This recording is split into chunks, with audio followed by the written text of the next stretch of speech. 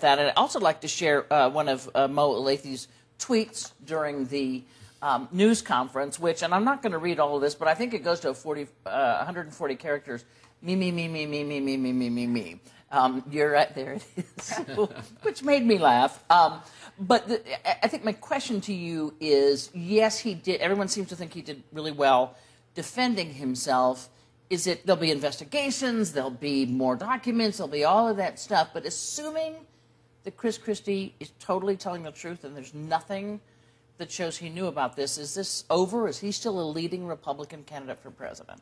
Absolutely. Not only that, but I would argue that how he handled this really says a lot about the type of leaders that we need more of in this country.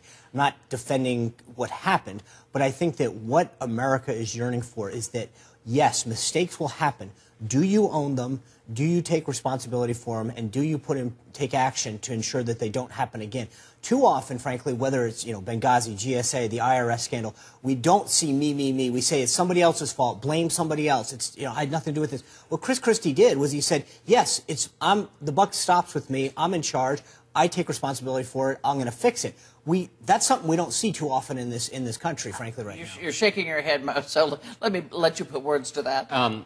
What we saw was a 2-hour-long display of Chris Christie making himself out to be a victim. That's what we saw. We saw Chris Christie standing up there saying, I cannot believe I was betrayed. I cannot believe that people would lie to me. Not enough of Chris Christie showing real anger about what happened. Here's what we know. Here's what we know. Here's what we know. That Chris Christie's closest aides did something that hurt the people of New Jersey. He did it, they did it in a very callous way, a word that he himself used. However, Chris Christie, while he may or may not have known, we're still waiting to see how the investigation plays out, clearly created a culture where his office, the people closest to him, thought it would be okay. They did something they thought the boss would like, and that's a problem. That speaks to his leadership style. The culture of a place certainly does add to things, Karen.